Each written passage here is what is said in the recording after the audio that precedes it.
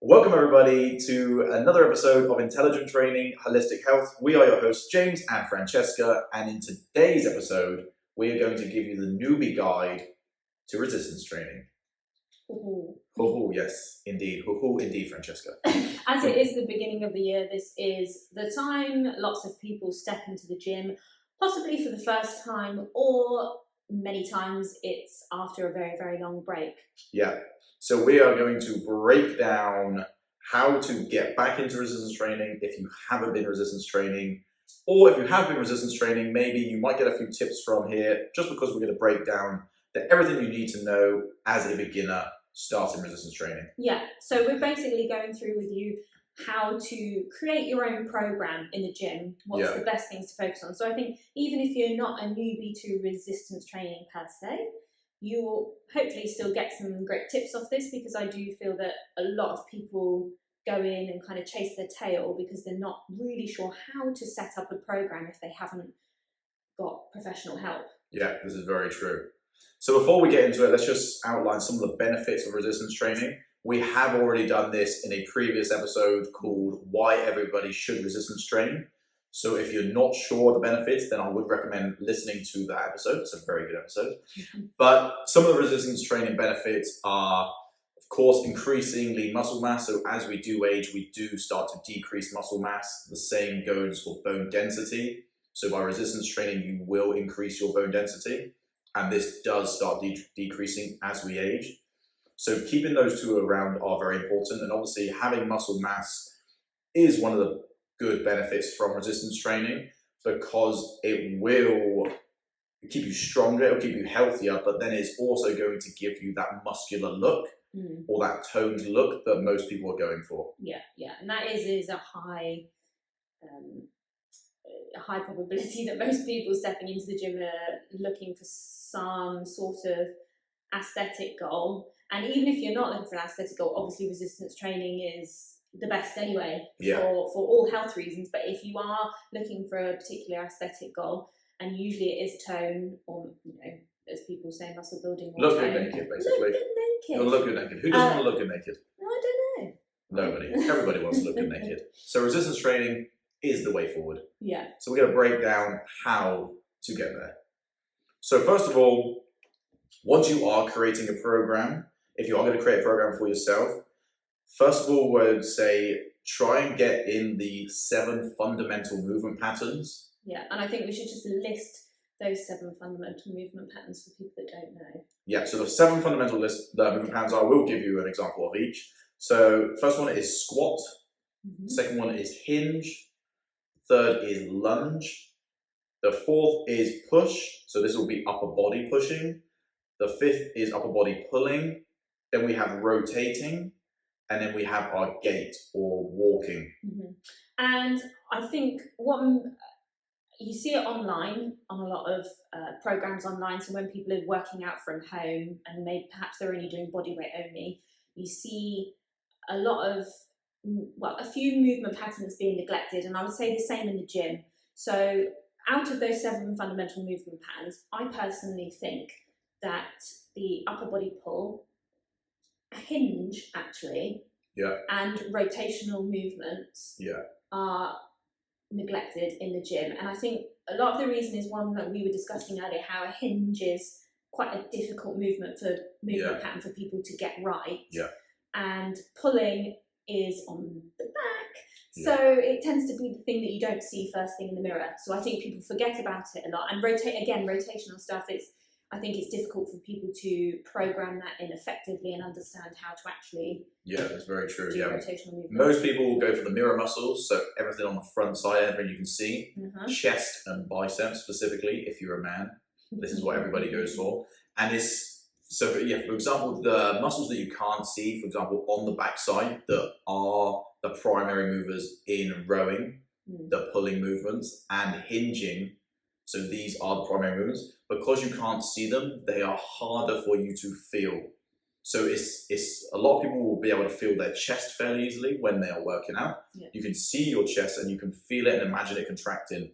But because you can't see your back, it's a lot harder for people to contract their back muscles. So this is another reason that it gets neglected.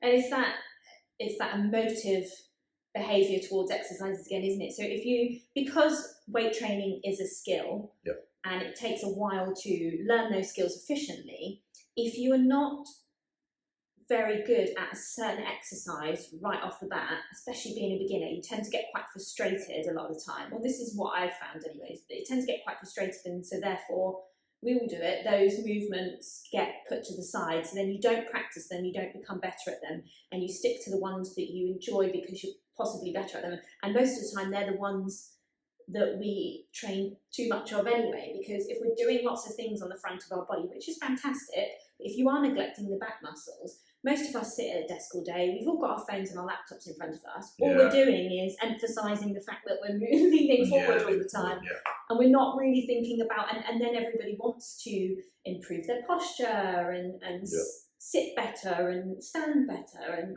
very true. These are the muscles that we want to use in order to be able to do that. So we want to really make sure we're setting you up for a well-rounded program as a beginner. Yeah, and if we just go through the 7 fundamental patterns, actually just give you an exercise or a couple of exercises for each, just so that you know, and then you can incorporate these into your program. Yeah. So for example, the squat, obviously this is, as it sounds, this could be a goblet squat, this could be a barbell squat. And if you are squatting to start, I would recommend watching our YouTube video we've just done on how to set up the squat. Yeah.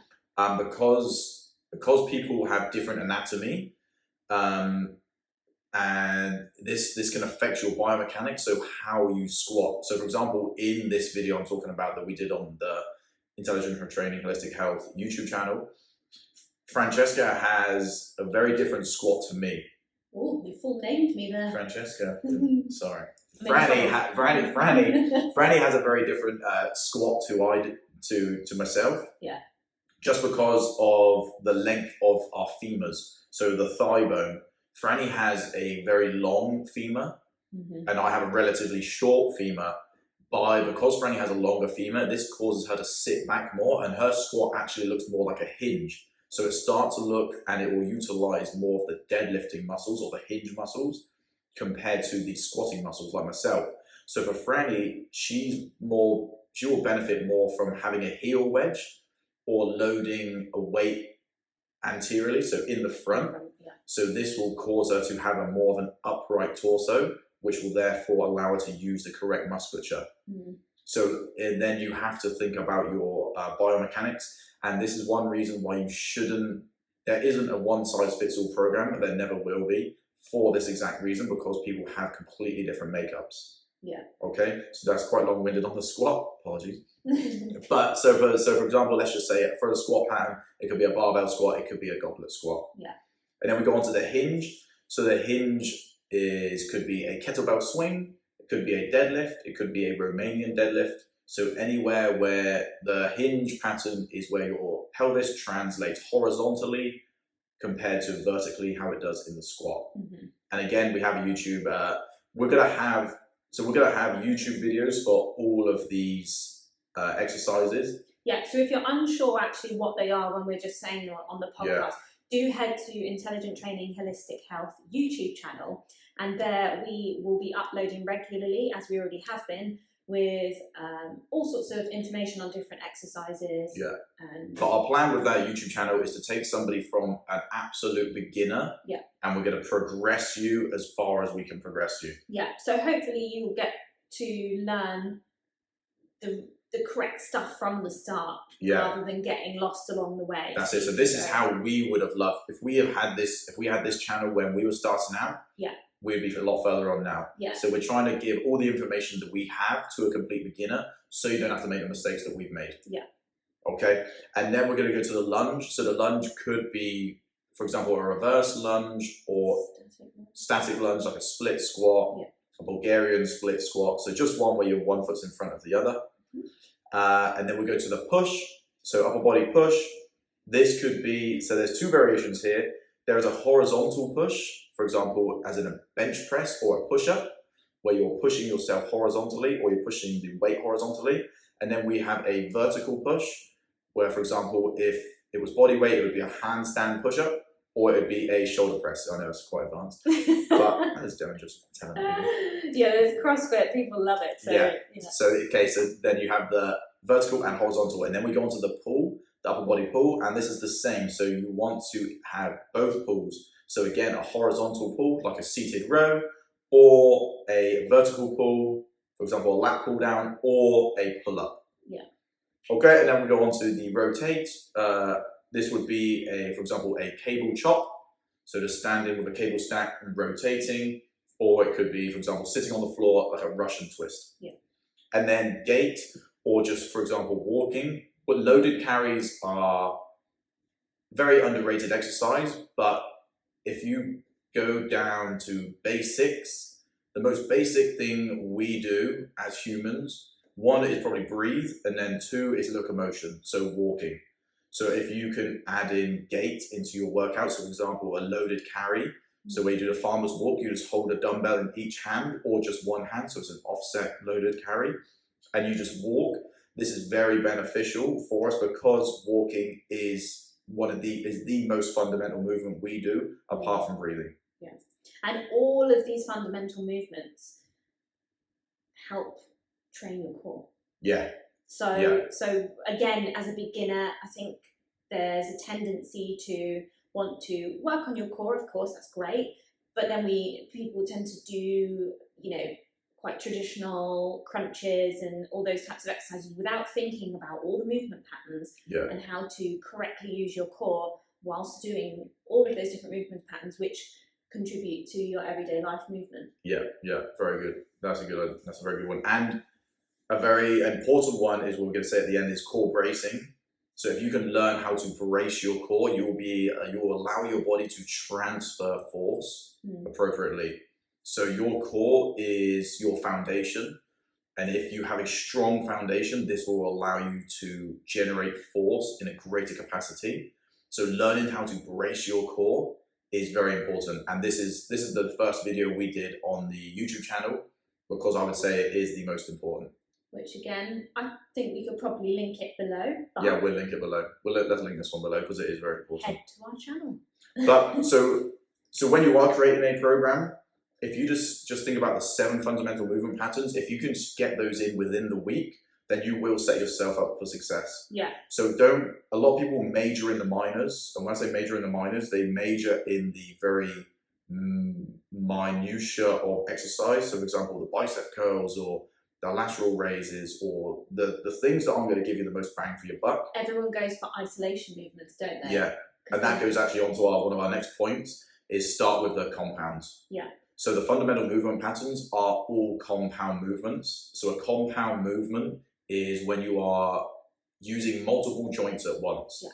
So for example, a compound movement for the shoulders would be a shoulder press. So pressing a weight over your head because you are using your elbow and your shoulder joint at the same time, compared to an isolation movement for the shoulder, which would be a lateral raise, where you simply just raise your arms out to the side with a movement. You are only using one joint. You're just using the shoulder joint. So this is why it's an isolation movement. So you will get more out of compound movements because you are using multiple joints and multiple muscles at the same time. And look, if you're thinking about fat loss as well, that's why compound movements are so great also. You're getting more bang for your buck, you're using more energy. Yeah, very good. And it's also really time efficient. And just as James said, everyone majors in the minors, and we did when we first started training. Yeah. Bicep curls, baby, all day. Oh yeah, everything was like isolation. I was sat machines doing so many isolation movements, and you don't become any better in the movements. So then when you go to do the more difficult movements, when you progress your training, like, oh crap, and you end up going backwards a little bit, don't you, and having to start again. So if you can get the compound movements first and really develop your skills on those and improve your movement, then either at the end of a workout or when you are a little bit more proficient and you need to increase your rep ranges and what's the word I'm looking for? Increase your load. Volume, that's the one. Oh, not even. It's been a long day. It hasn't. It's not even over. If you can increase your load, then you can add those in, right? That's when you add those smaller things in, because then you can make more of a difference. But if you're focusing on those at the beginning and you're forgetting about the compound movements, you're missing the proper fundamental movements in your program anyway. Yeah, that's it. Yeah, and you will get a bigger bang for your buck out of the compounds. Yeah. So when you are starting, definitely start with the fundamental movement patterns, and then try and start with more compound exercises. Yeah. Because this will compound your results as well. Boom, look at that. Nice. And also, for people who don't know, so when you are trying to plan your program, you can, again, time efficient, you can put it into, say, A1 squats, A2 push-up. Yeah. So therefore, you're doing opposing muscles back to back, and then you're going to take a rest before going on, rather than going, okay, I'm going to squat for however many sets, and just stop there, then I'm going to do this, then I'm going to do this. Because then when you're trying to do a full body session, it can become quite long if you're just doing one exercise at a time, right? Yeah, so this is where things like supersets or giant sets are very, very useful, because you are, and especially if you are doing, like Franny said, opposing muscle groups. So for example, if you are, for example, let's take it easy, you were doing isolation movements and you were working your arms, this is very easy to do if you did biceps for example, A1. So when we say A1, this is just an exercise attached to another exercise. So if it was A1, A2, those exercises are done back to back. So you do A1 and then you go straight on to A2 and then you rest. Yeah. Okay, so if you did A1 was biceps, you did bicep curls, and then you go on to A2, which you did tricep extensions. Because this is an antagonist muscle, this is the opposing muscle, the biceps will be fatigued, but the triceps will relax during the bicep curls. So now you can tax the triceps without taxing the biceps. Yeah. Okay, so you're doing opposing muscle groups. So this is just a good way to get more exercises done in a short period of time, instead of having to do your bicep curls, wait, do your triceps, wait, do squats, wait. If you just stack them together, it's a bit easier. Because chances are you got a lot of other stuff you're doing in the day. Yeah. So you want to be as efficient as possible. Absolutely, and that goes with the rest as well between sets. Say you're having your program done for you and you see the rest between sets. That rest is there for a reason. So it's not something that you then want to take loads of rest.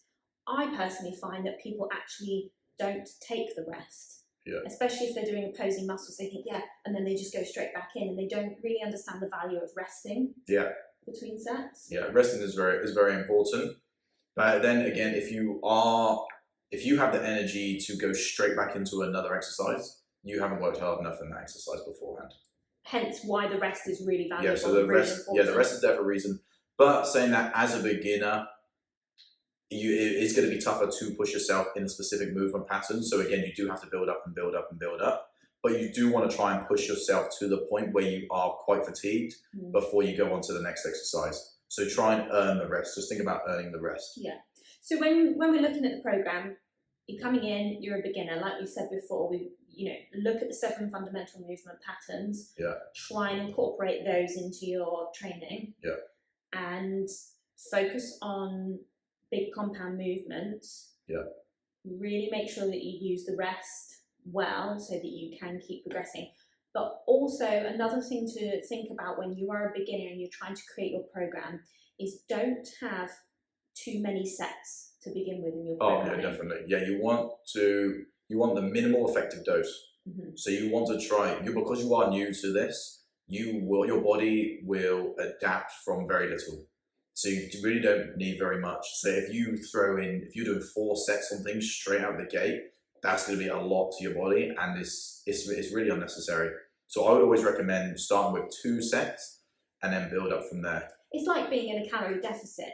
You don't want to jump to a huge calorie deficit. Yeah. You're trying to ease your way in. So then you've got lots to play with, lots to improve on. Yeah. And it's the same with training. So keep the sets lower, and also, especially if you're a beginner or you're going back to basics because you feel like you need to get better at the fundamental movements, take your reps a little bit higher to begin with, so that you can get proficient in the movements. Because like we said before, it's a skill. So in order to get better at that skill, you need to be practicing it for a large amount of time, doing it correctly. So keep the reps a little bit higher for this and the weight a little bit lower, so that you can get proficient in the movement. Repetition is the mother of all learning. If it's done correctly. If it's done correctly, So so like Franny said, doing repetition is very important, especially at the beginning. Don't worry about going super heavy at the start. Worry about perfecting the form. And if you're going to perfect the form, then you want to do multiple reps. And when you are starting, picking how many days a week you are going to train, again, can be very important. But I would suggest doing at least two sessions per week.